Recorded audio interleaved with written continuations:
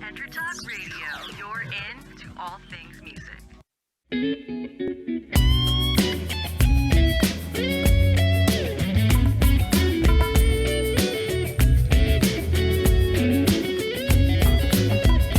Welcome to Jackie's Groove. Come journey with us through the rhythm of the music business with your host, Jackie Bertone.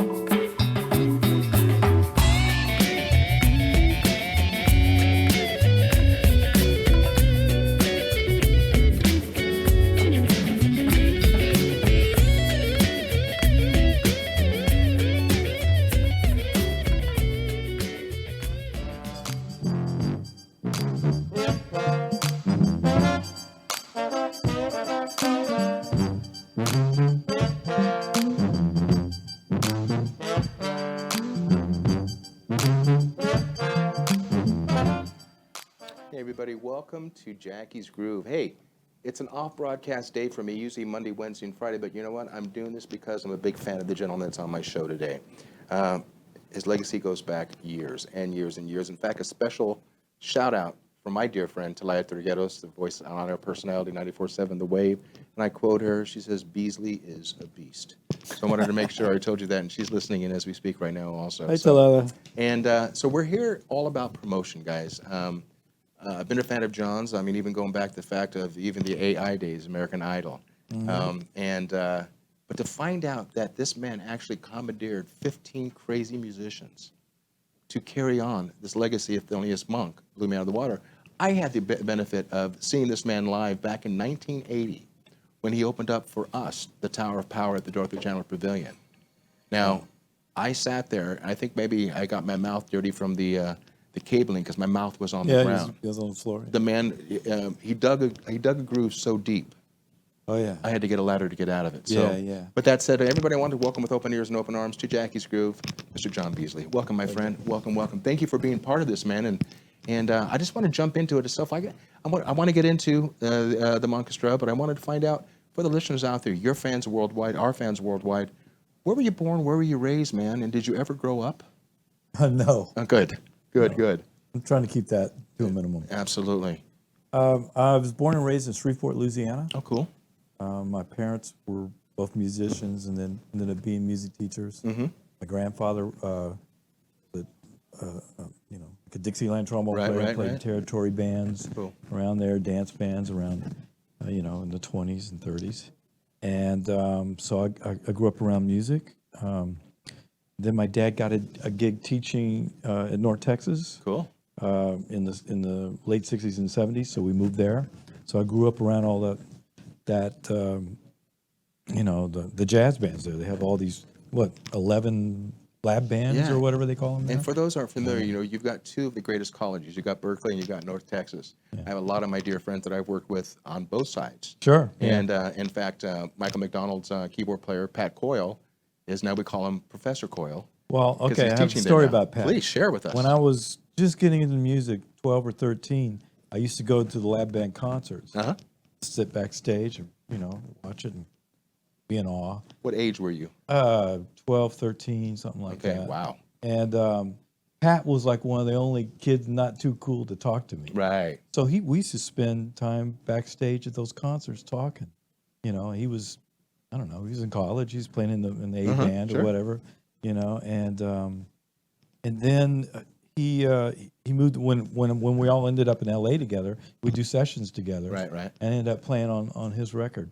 Oh, really? So yeah, there's kind of a fraternity. The North Texas cats like Dean Parks and Dave Hungate and wow, you're bringing some names up, man. Gary Grant. Of course. I'm thinking about when you said Dean Parks. I had the pleasure. People who don't know, Dean is a master guitarist. But the session I worked on was with a big reggae group called Big Mountain. Okay. And he actually played flute. Oh, yeah. Yeah, man. But that was his first major session that he played flute on. And guess what? It never made the album. And he was pissed. He played woodwinds all through college. That was his act. Irving Azoff didn't think it was appropriate for that song, and so they pulled it off. But nonetheless, itself. So now, with the situation going down through your neighborhood, growing up in the Louisiana area and so on, what was coming through the Beasley household speakers? What was mom and dad forcing you to listen to, or what were you listening to? Well, my dad was a hybrid You know, he was a pianist, and then took up bassoon in the army, so he became a classical guy. So he was playing jazz gigs and teaching, you know, harmony and improv at Texas, but he was playing bassoon in Fort Worth and Dallas symphonies. So he always played, you know, pretty much contemporary classical music around the house, and jazz. So I was listening, and you know, he was playing Bird, of course, and Did you get it at that age? I was just always around the house, you know. Right. It was I enjoyed it. Kind of made us a little crazy, I think. You know, hyped up, I Right, guess. of course, you know, listen to Bird, you're like, you know. And then, you know, he'd play. The first record that I really took notice of was Jimmy Smith's Midnight Special. Wow. The Shuffle. Sure. You know, and because it was sort of a bridge, and it was R&B, really. Right, you know, right. it was cool. And I was listening to Watts 103rd Street Band, and of course Zeppelin and Hendrix. Those, you know, my generation when I was a kid. That's what was Interesting happening. dichotomy though between the two, though. You know, Earth, Wind and Fire was just course. starting coming out in Chicago, and Blood, Sweat and Tears. But anyway, so he played that, and then he had a Monk record that he played called Work. It had Sonny Rollins on it. Yes. Right? So I was old enough to realize that this was really different, but it was also very playful. You know, as a kid, it was like, wow, this is like it was simple, but yet, Eclectic. yeah. Yeah. And sort of humorous for a kid, you know, that's kind of out, you know. So he'd play that, and I was old enough to realize that having a French horn on a record was unusual, you know. He had a French horn player on it, or Sonny Rollins, I think Art Blakey. So that's kind of when, you know, you start flipping over the record cover and going, oh, Art Blakey. Then you go to the record store and go, oh, Art Blakey, and you pick up a Messenger's record and you get your mind blown. And then from Blakey you go, Freddie Hubbard, who's that? Oh, I like him. You know, Wayne Shorter. Wow. Yeah. You know, so that's how the journey begins. Did you get a chance to actually hang with Thelonious at all? Did you get a chance to actually? No, I never heard him or Shame. you know. I didn't understand him. And I said when we were working with Tower, I was kind of I was interested in kind of getting into. I was 19 years old at the time, and I was in awe, working with Tower of Power. Yeah. But to have this cat, the name was just so cool in the first place. Right. And I didn't talk to him. I sat in a room where he was at. Yeah. I didn't think it was apropos for me to open my 19-year-old mouth. And he was deep, man.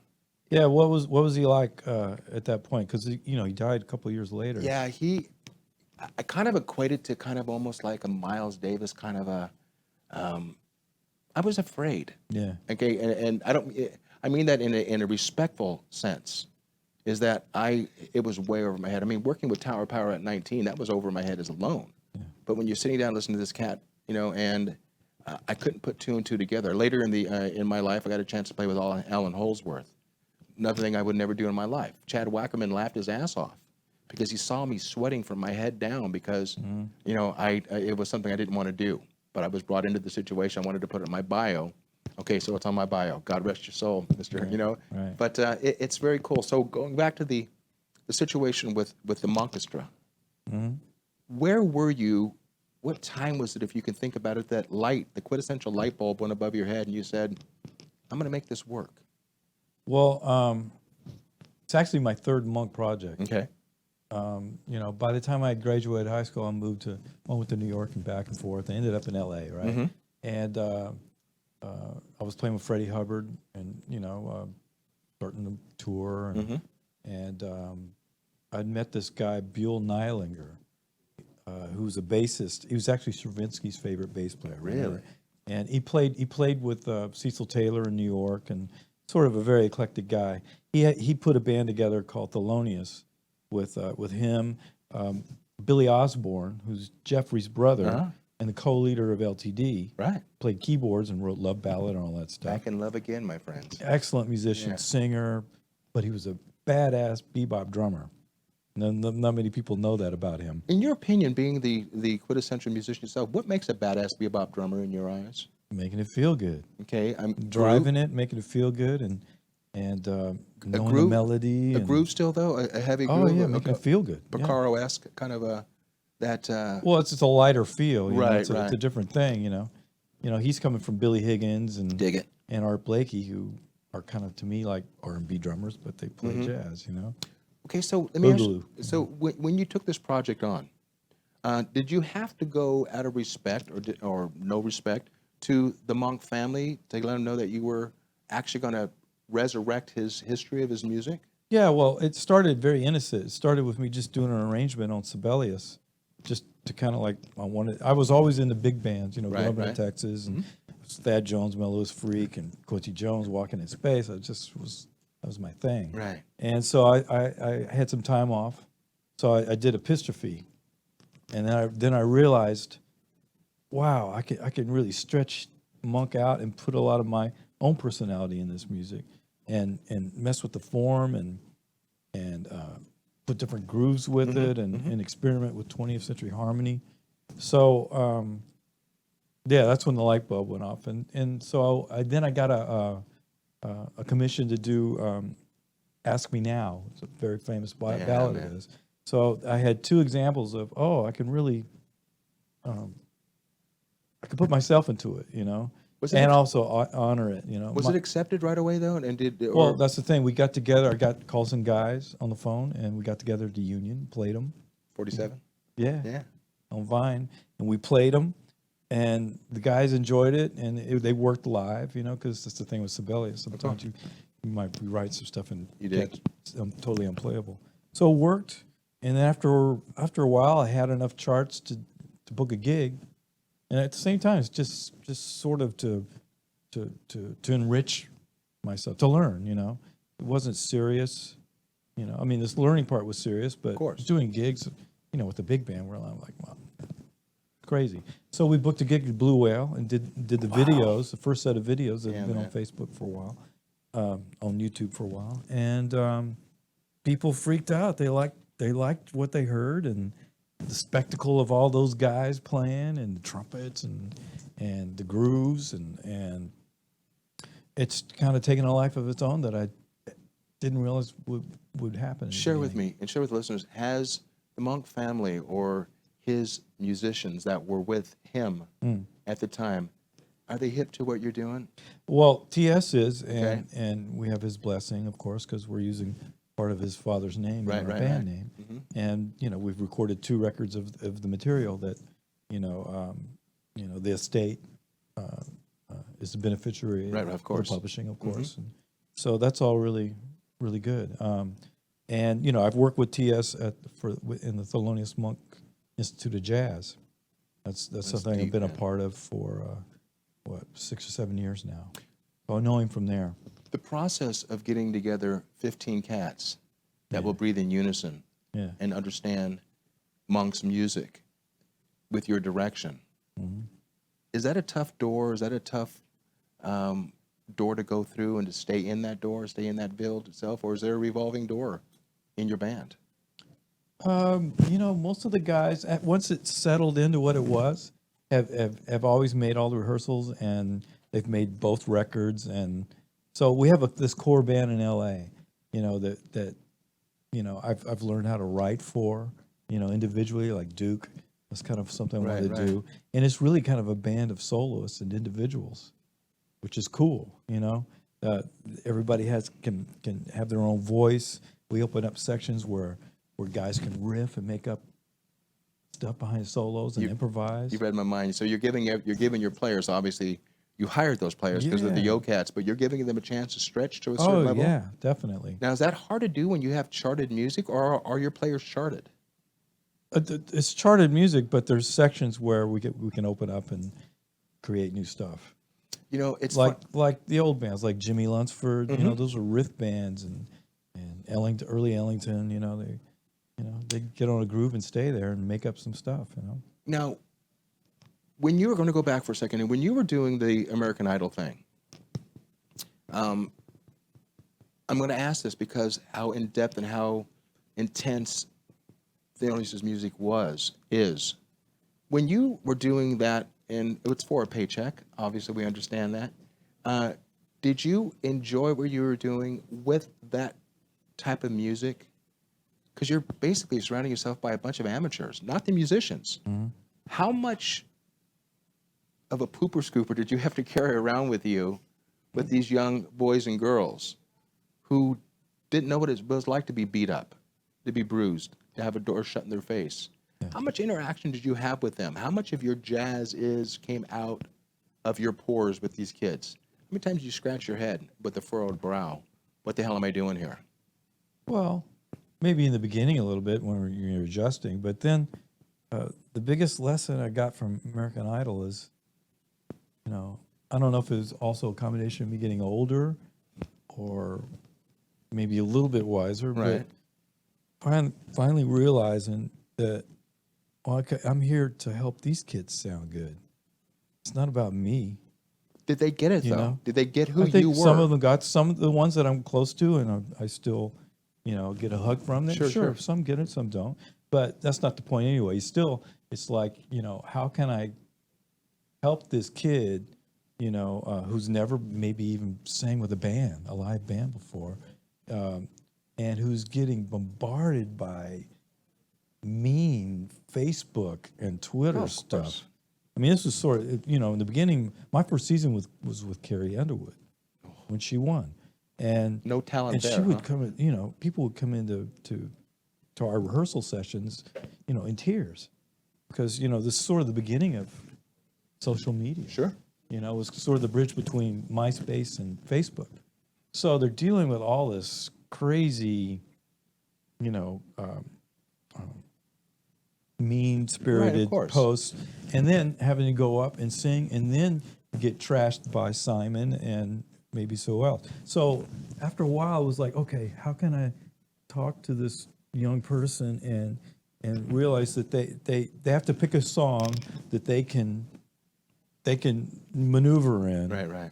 And it's not so hard, but really kind of show off what they can do best. And what part of that song, because it's 1 minute and 10 seconds, right. What part of that song best serves them, what part of the key. And then write an arrangement, that, I started going, okay, how can I, what tempo, what can I do right.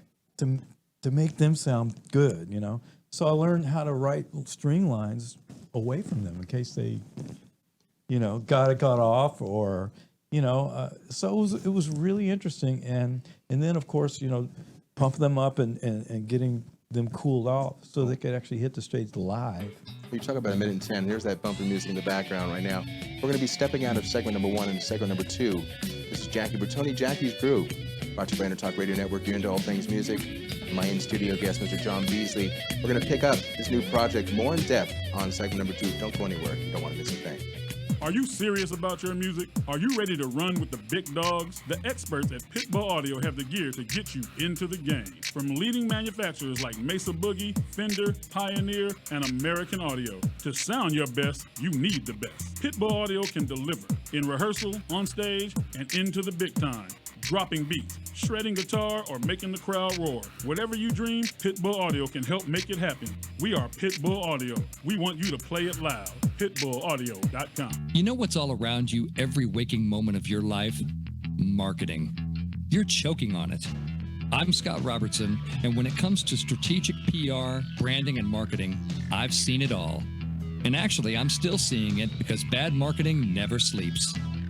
Join me each week on May the Best Brand Win, right here on EnterTalk Radio, and learn how to make the marketing for your brand unforgettable.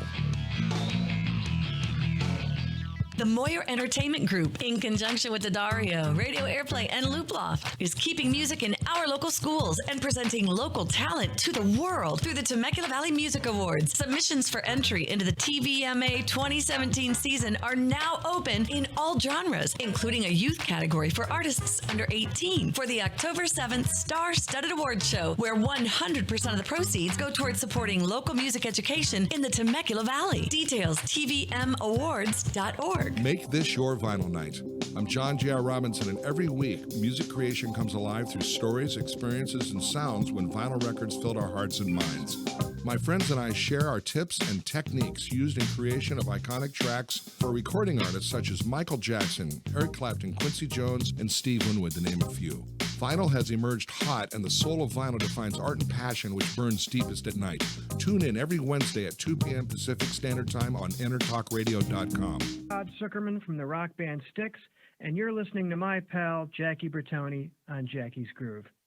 Groove on, motherfuckers.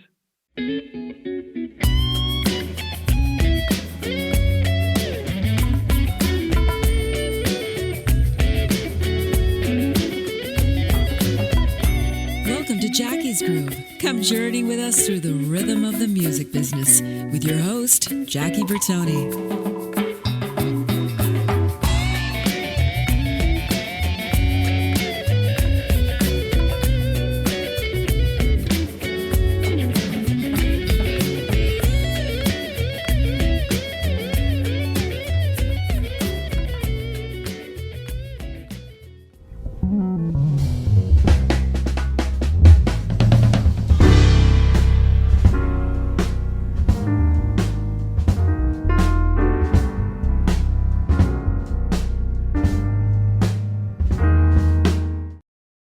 That big band sound, or should I say the Monkestra, is we're going to talk in depth on the second segment of Jackie's Groove. Hey guys, I'm Jackie Bertone.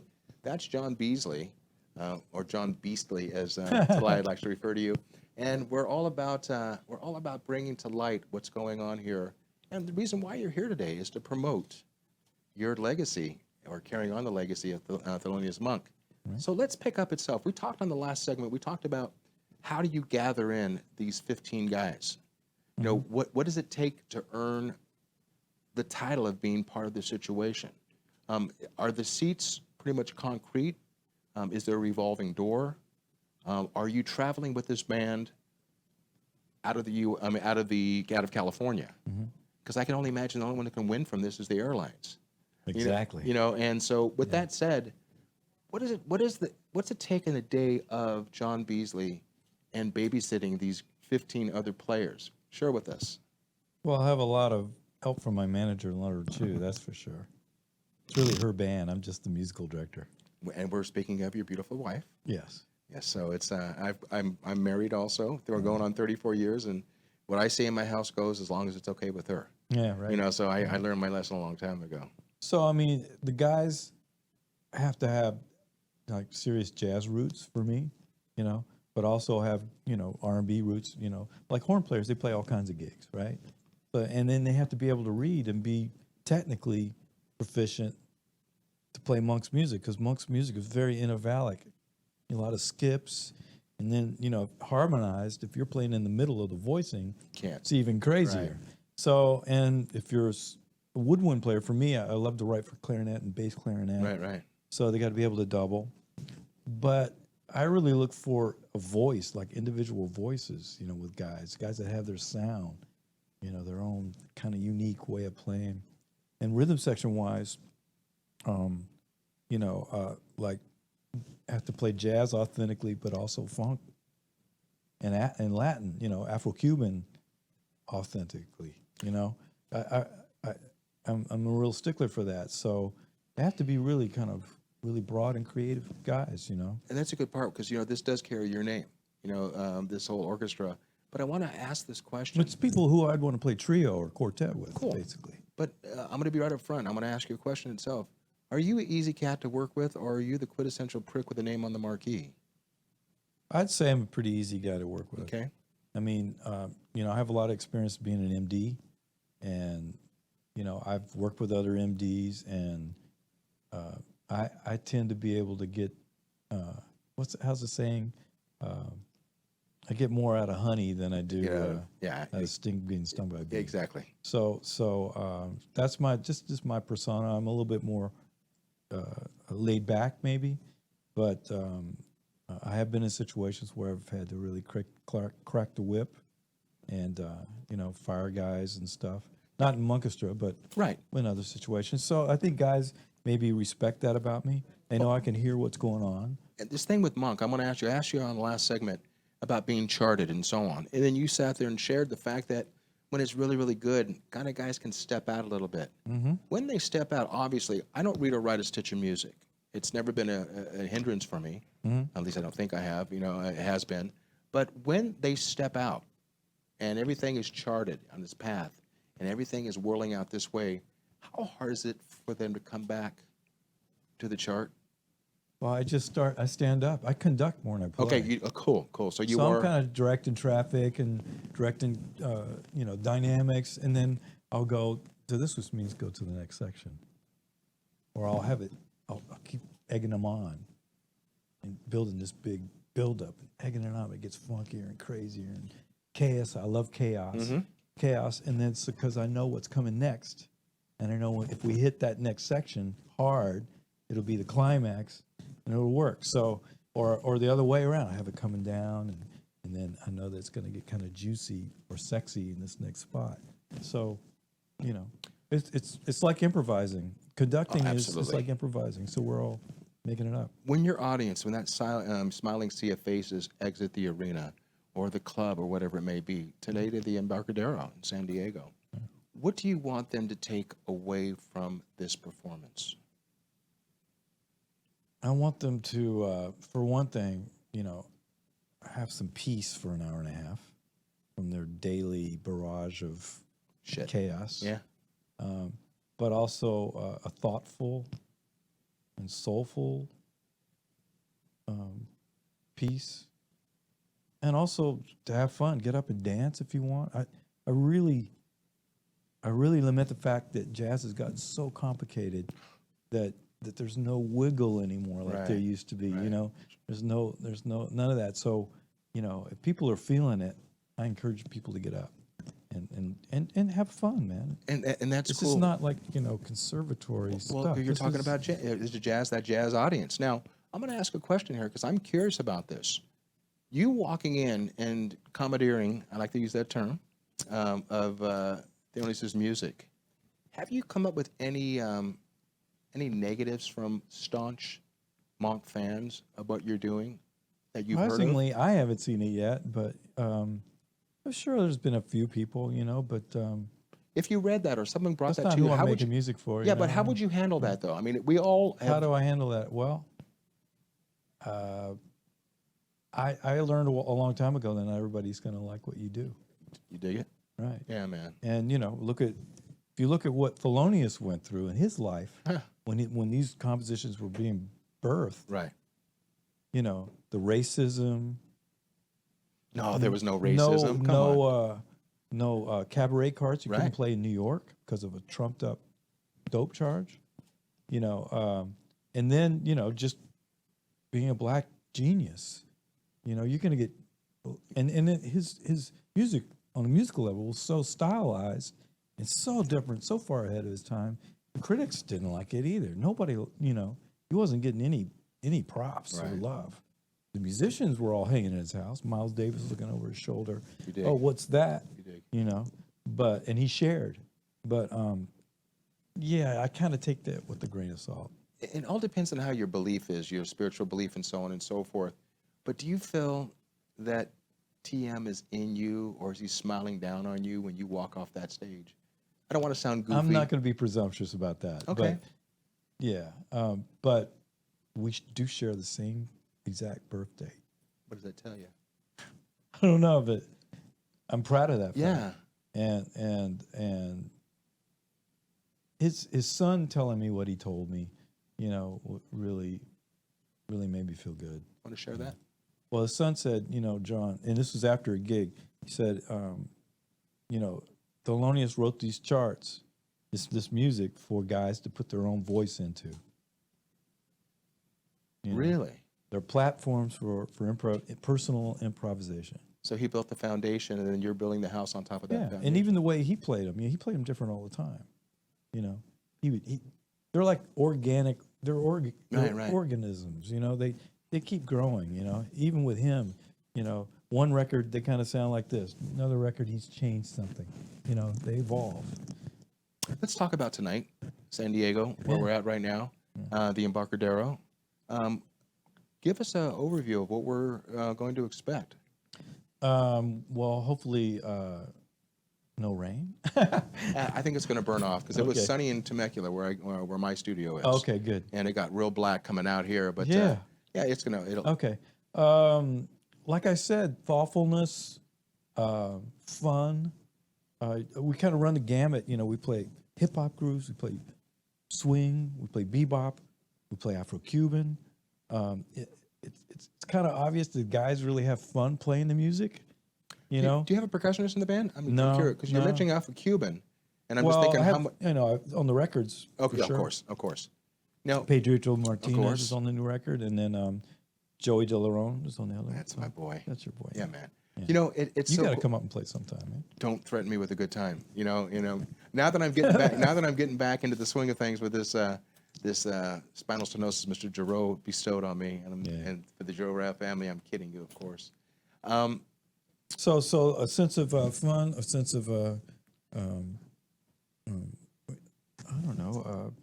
It's just a feel good vibe all the way wholeness. around. Well, it's a feel good, but it's thoughtfulness too. You know, I mean, we play a lot of these tunes were. A lot of the new record was birthed from me last summer, with all the police shootings, and to me, the very ugly presidential campaign, in my opinion. So Yeah, don't get me going. a lot of that heat from the summer, you know, is put into this new record. You know, I have a rap on one tune. It's a very social conscious rap. Thelonious himself wrote a tune called "Evidence." The original title was called "Justice." Oh, very cool. Right. So there's a lot of that tune has like Ascension and lots of very hardcore kind of Coltrane wailing kind of in it, and it has a lot of kind of heat in it, you know, from the battles. It's up to cats like you and me, guys in our genre, in our age bracket, to. I always tell young men and women, to know where you're going, you have to know where it started. Yeah. You know, and the fact of the matter is, there's a reason why rock groups like my dear friend Styx and Journey, they're still selling at 19,000-seat arenas, and you're now seeing 3 generations of listeners that are going there. But I want to know this question, because I know you, I know me, when it comes to being everything, eat, sleep, and drink music. But it's a question my wife brought up, and I've been using this on a lot of the interviews. I want you to think about this for a quick second. If John Beasley wasn't in the music business, or the music, anything music to do, period, what would you be doing? I know.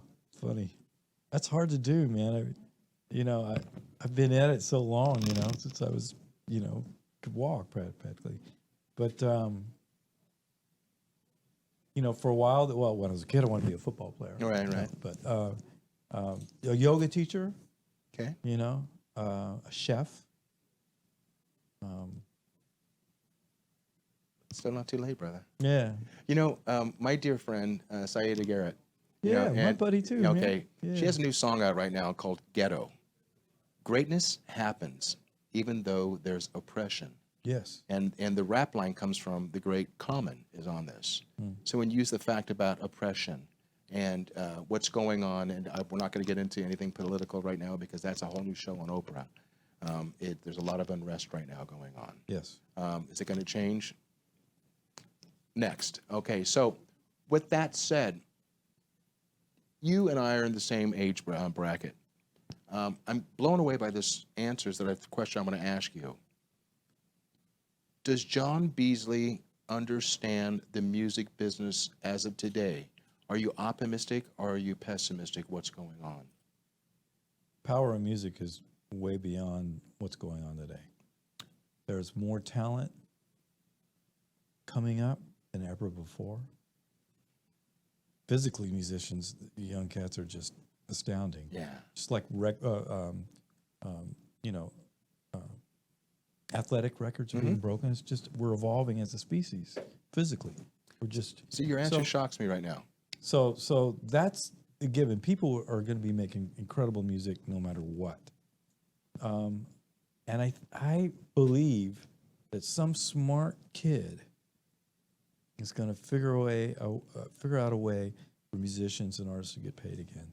Some kid, maybe he's 6 or 7 years old now, or From our lips to God's maybe ears. he's 22 or whatever. Maybe it's happening now. We just don't know about it. You know, Al Di Meola said to Stanley Clark in Europe last year.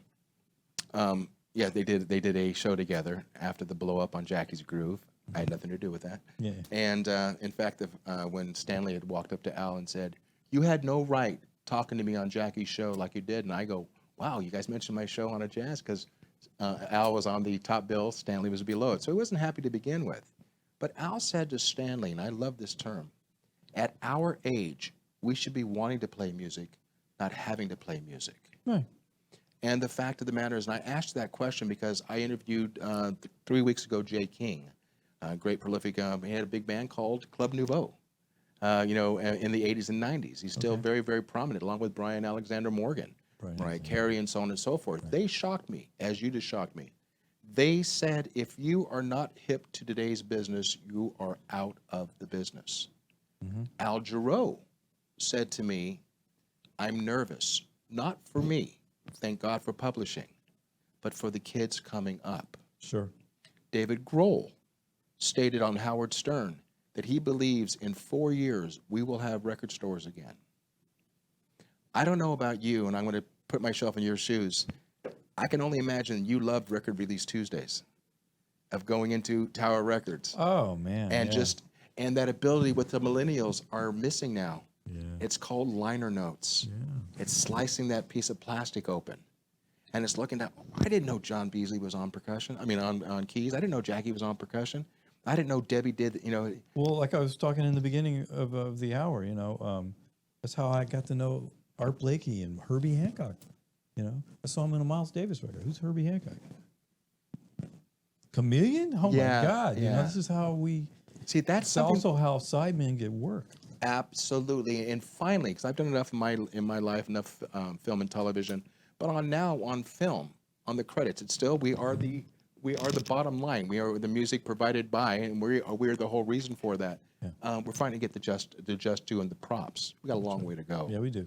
And what we don't have a long way to go is this segment. Okay. My friend, shame on you for not taking 2 hours, or shame on us for not doing it around, and we want to extend that olive branch to you, and we want to be part of this whole movement, because I want to know if in your wheelhouse, is there another prolific artist out there that you may want to expose the youngins to again?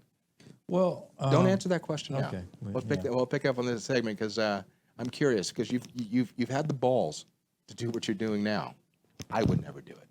I could never do it itself. So I want to know what's on your plate coming up, and we'll do that on segment number 3. All right. Of a 1-hour interview with my new brother, John Beasley. My name is Jackie Bertone. It's Jackie's Groove, brought to you by the EnterTalk Radio Network. There's that bumper music. You're not hearing it. Guys, have any questions? Go ahead and put it on EnterTalkRadio.com, and if we feel it's apropos, we'll get back to it. We're right back after this short break with Mr. John Beasley and some friends from NAMM. So we're going to talk more about that. Right. Don't go anywhere. Hi, this is Tim Dolbear, host of Sound Experience here on EnterTalk Radio. And Source Connect by Source Element is the essential tool that we use to link between my studio in Austin, Texas, and the WS radio station in San Diego. Now, with Source Connect, not only can we communicate in real time and with HD audio, but it's synced up and is of a high enough quality that I can use it for real-time ADR work, remote recording, and overdubbing, and it even allows me to remotely control a DAW. Source Connect by Source Element. Affordable, high-quality audio and video connection over the internet for all of your production needs. You know what's all around you every waking moment of your life? Marketing. You're choking on it. I'm Scott Robertson, and when it comes to strategic PR, branding, and marketing, I've seen it all. And actually, I'm still seeing it because bad marketing never sleeps. Join me each week on May the Best Brand Win, right here on EnterTalk Radio, and learn how to make the marketing for your brand unforgettable. Make this your vinyl night. I'm John J.R. Robinson, and every week, music creation comes alive through stories, experiences, and sounds when vinyl records filled our hearts and minds. My friends and I share our tips and techniques used in creation of iconic tracks for recording artists such as Michael Jackson, Eric Clapton, Quincy Jones, and Steve Winwood, to name a few. Vinyl has emerged hot, and the soul of vinyl defines art and passion which burns deepest at night. Tune in every Wednesday at 2 p.m. Pacific Standard Time on EnterTalkRadio.com.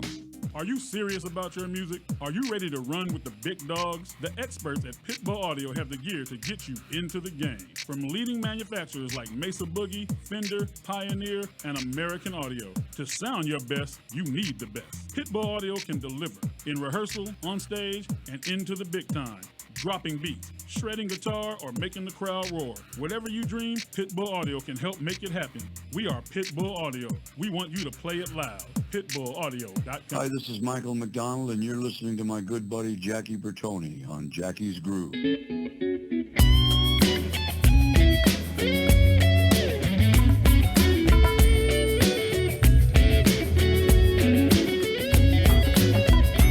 Welcome to Jackie's Groove. Come journey with us through the rhythm of the music business with your host, Jackie Bertone.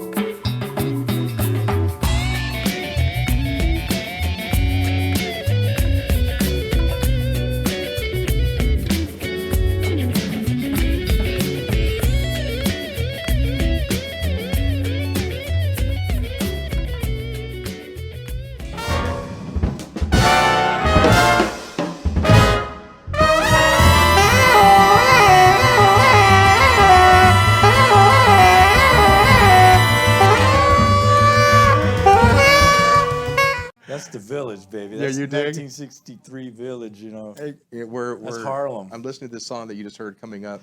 It just reminds me of any type of situation where everybody's getting warmed up before the performance itself. Guys, it's Jackie Bertone, Jackie's Group, brought to you by EnterTalk Radio Network, into all things music. Mr. John Beasley, Mr. Eric Ebel from NAMM, and welcome to the show, my friend. Thank you. Can I have some of him in my ears, young man? I want to know more about what's going on here itself, because we are 100% behind NAMM. NAMM's 100% behind us, and we're great, and we're forever grateful. So, what brings you here today? Yeah, I'm here with the NAMM Foundation, Okay. Which is the 501c3 arm of NAMM. And when we talk about music education, the NAMM Foundation is sort of the arm of NAMM that works in that realm, advocating for music and arts education. Right. So the NAMM formula basically is, most people are familiar with our trade show, the NAMM show, Which is harder to get into than Fort Knox. Yeah, just so you know that. Yeah. I mean, it's a trade-only event, right? So you have to be invited to come to this show, but that show produces revenue, and that revenue goes back into advocacy work, and that advocacy work entails research for that advocacy. Sometimes that's grants or funding music-making programs. But a lot of what we do is we advocate for music education. And we do that because we have a unique design. We have thousands of individual businesses. Over 10,000 companies make up NAMM internationally. But in the United States, we probably have 5,000 businesses, about 7,000 locations. And so if you're working in a system like the public school system that has just about 14,000 independent school districts or individual school districts that operate individually, it's very hard to have an impact. But we have those 7,000 or so. Not impossible, though. That's right. Especially if you have 7,000 passionate hubs in all those communities. So the NAMM Foundation produces advocacy material, and we inspire our members and encourage our members and train our members in some cases to advocate on the local and district level, and sometimes on the state level. Are you out of the Oceanside we're in consortium? Carlsbad. Carlsbad, thank you. Yeah. You know, NAMM is National Association of Music Merchants. This will be my 28th trip. Nice. Yes, I'm that old. I missed last year because of my surgery, my back surgery, but we're coming back strong. And to be the voice, EnterTalk Radio for NAMM. We're eternally grateful. I'm eternally grateful because I had a chance to be interviewed by Dan. Dan Del Piero. For the oral history. I was the artist after George Benson, so I was really honored to be part of that. Nice. And my whole vibe with him was how music has brought me through my MS, and how MS has brought me through the music. And you can go on to NAMM, go into oral history, and look at Jackie Bertone. You'll see that. But I want to know from you, being in that side, what is it that John and I can do as the yo-cats in the industry to really shake the shit out of our government to keep music, put it back in the schools? Well, that's a really good question. I'm glad you asked. Music education is thriving in the country.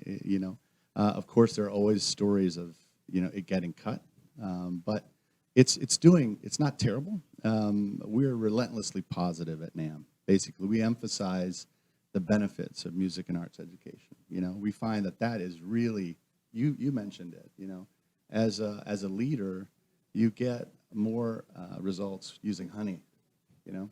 So if we're emphasizing the benefit to a kid that music and arts bring, and emphasizing the fact that music is not necessarily a vocational training program. Right. Exactly. Right?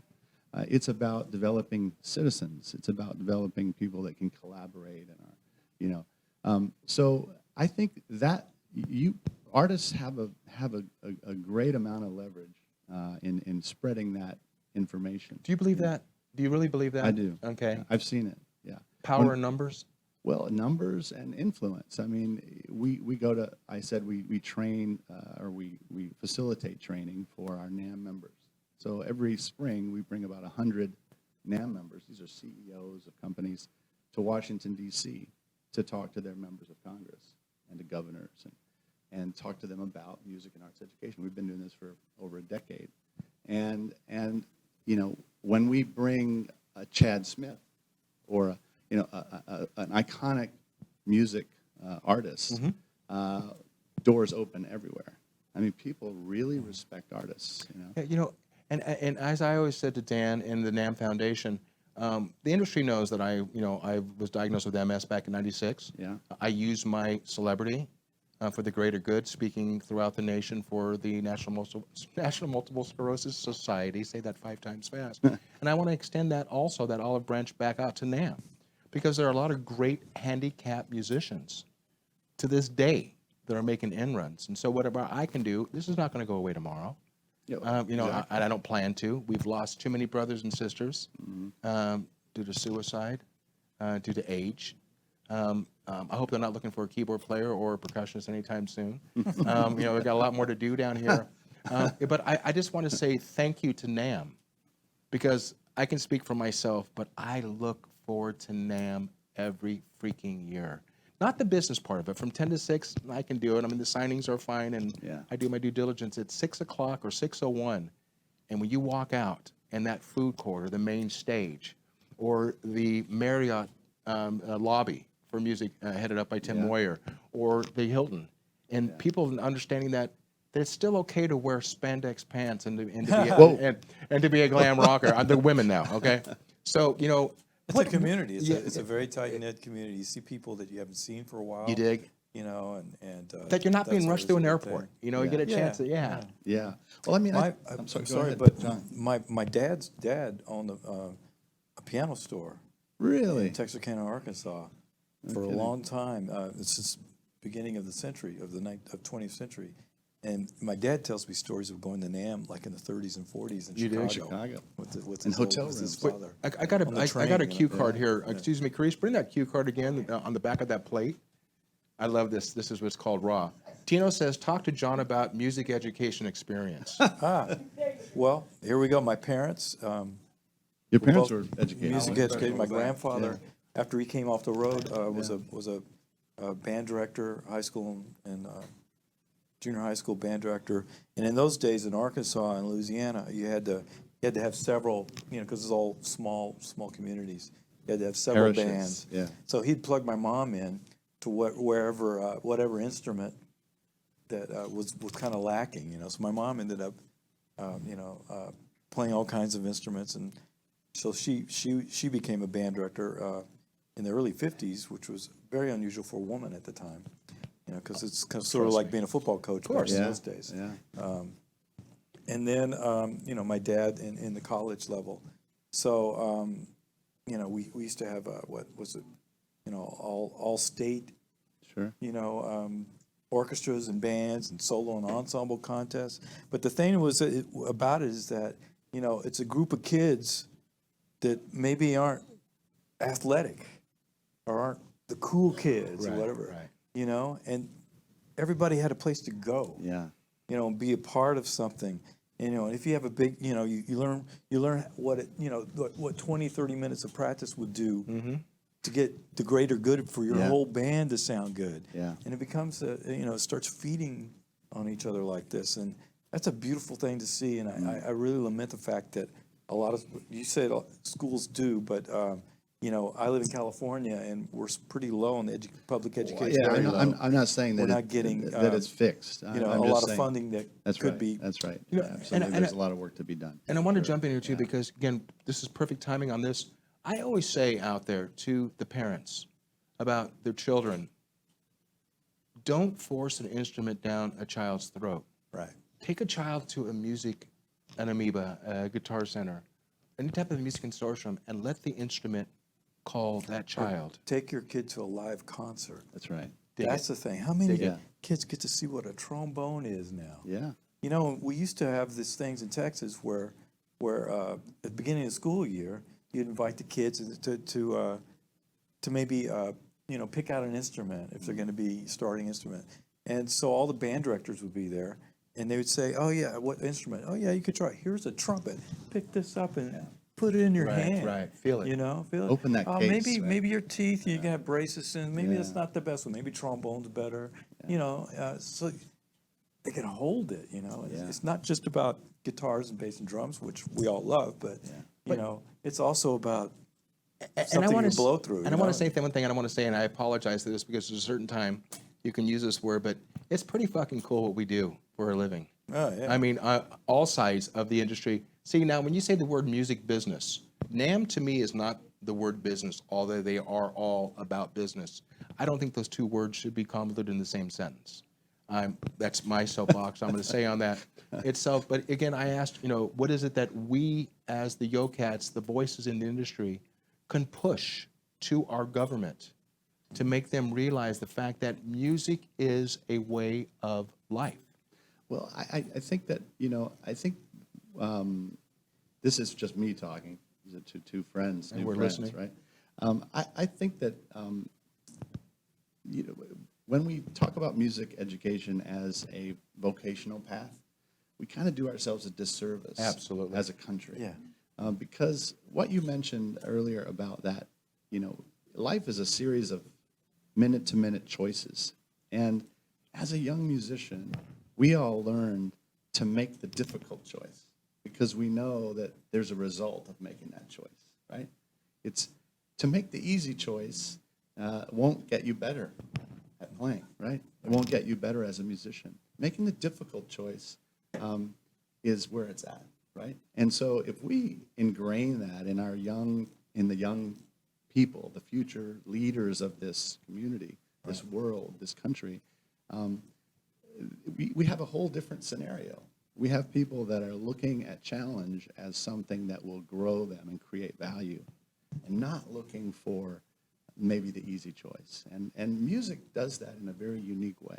Music education in the hands of a qualified music educator like your parents and like you know, going around the country and instilling that same kind of choice, you know, influencing young people. It's about a choice every single minute. You chose to keep going, right? You know, you don't know what's going to happen in your life. You don't know what's going to really happen on the bandstand, right? And here you are, the CEO of this company, and all these great hotshot people in your company are making independent choices over and over and over, all moving toward a unanimous goal, yet still being individuals. Right. That is the model of a country that we want to see. That is a model of the world that we want to see. So you ask what artists can do. I think just saying music and arts education is really important. Just acknowledging that, you know, when you have that megaphone, when you're out in front of 5,000 people tonight, you know, reminding people that the arts education, music education is not something that will just happen, you know. We never meet any elected officials or school board members or principals that think we shouldn't have music in our schools. Never. It's about resources. I got goosebumps on that, You man. know? I mean, I honestly, you know, will the music business come back to the way it was? I hope in some points it doesn't.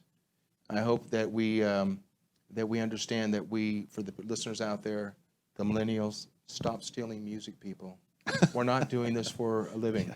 We're not doing this for our health. We're doing it for a living. Yeah. You know, the millennials never knew what it's like to come out of pocket and pay for this.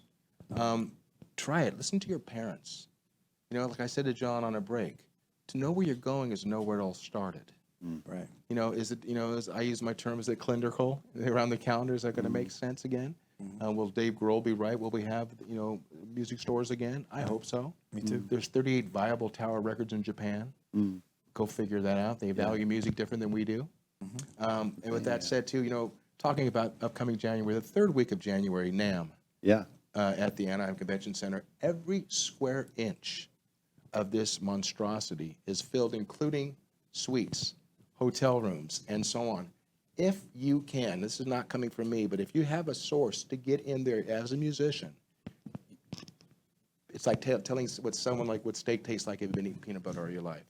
It is everything. You can't get it in 3 days. Well, I tell you, 4 days. It's close to the public, but certain segments of the public are welcome. Yeah. If you're a music educator, teach music in any capacity, you're welcome. If you're a college student that's studying music, Oh, yeah? music production, music cool. business, if you're a college student or you're college faculty, we have programs for that. You come to the NAMM site, you'll see those pathways to come into the show. We also have content for those folks. You know. And we're getting very close to the end of registration for NAMM. You know, Well, it just opened. It's going to open the end of this week, actually, Right. for non-members. And then it'll stay open till the very first week of January. So you have some time. Yeah. But, you know, those two groups especially, if you're a college student, you know, studying music, or a music teacher in any capacity, you're welcome to. how many years is NAMM flying their flag on the building? On the building in Carlsbad? No, Carlsbad and the convention center and Well, so it's a on. 116-year-old organization. It's a trade and started, you know, about the time your grandfather was in business, you know, Right. as a bunch of piano retailer. retailers. That's Yeah. right. You know, I'm from New Iberia, Oh, actually. yeah? All right, man. Oh, and Joe There we go. Lamont, our CEO, is from Louisiana as well. I know that name, yeah. Wait, Yeah. gentlemen, I'm going to jump in here because Yeah. we're coming out right now. There's one thing I'm out of control of, and that's the people who pay the bills. Eric, thank you so much for doing Thank this. you. Thank you for NAMM. Thank you. John Beasley, thank you for you. You know, I appreciate like you have no idea. John Beasley and Moncastra, Embarcadero, San Diego. Hard pressed to see if there's any tickets. Go online and find them. You guys, thank you for joining Jackie's Groove. Jackie Bertone, brought to you by EnterTalk Radio Network, are behind us. You're into all things music. Tomorrow, check it out. Alex Acuna coming on the show. Gentlemen, thank you. Alejandro, Love you much. That's it. nice. Yeah, check that Bertone out. From Jackie's Groove.